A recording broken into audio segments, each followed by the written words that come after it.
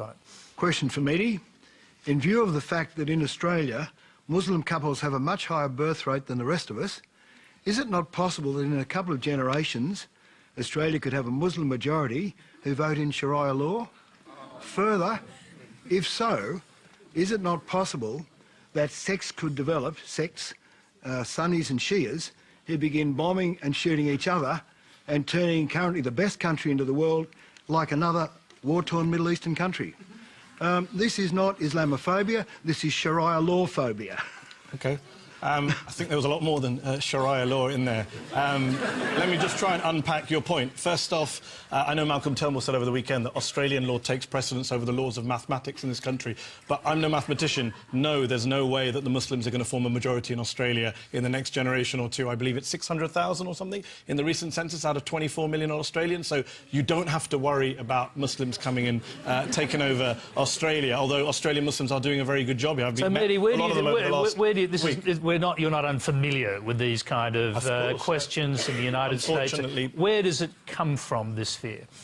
I think the fear comes from many areas. I think partly it comes from, of course, what we've been discussing, terrorist attacks. It would be mad to not talk about the fear that terrorism provokes and the absurd and horrific things that Muslims do in the name of, some Muslims do in the name of Islam, as John has already pointed out.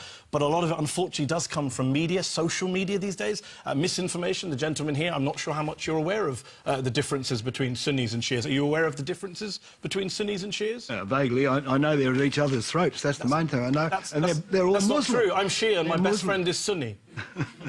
Well, I think it's not true. In a global context, there is a kind of truth to that, isn't there? I mean, Iran. There's not. Sorry, Tom. There's not a truth to that. Actually, there's a geopolitical game in the Middle East where one Shia majority country and one Sunni majority country do want to kind of dominate the region. There's no doubt about that. But the idea that this is some kind of lazy Sunni-Shia split. In fact, in a country like Iraq, you mentioned war-torn countries in the Middle East. Iraq, a country torn apart by war, partly by its horrific dictator, partly by a Western coalition that involved Australia that went in to make it more war-torn, and today is riven by sectarian splits that didn't really exist before 2003. Pre-2003, Sunnis and Shias got married in Iraq, had sushi children, mixed children, right?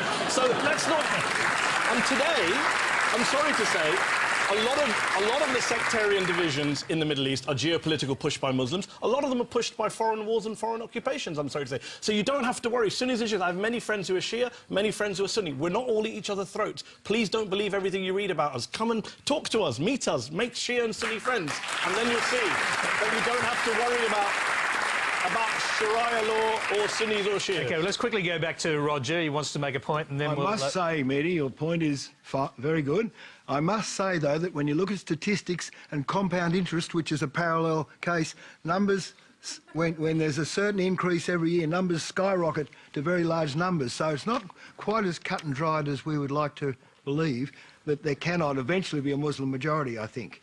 OK, I mean, I don't think that's the case. And let me just say one thing, because we're talking about this in a way as if a Muslim majority would be the worst thing in the world. I don't think Australia will have a Muslim majority, but having spent a week here with a lot of Australian Muslims, there are some amazing Australian Muslims, doctors, nurses, engineers, accountants. I mean, Australian Muslims working in the Prime Minister's office. They're doing great work in your country. They're doing great work. Let's hear... Thank you very much. Let's hear...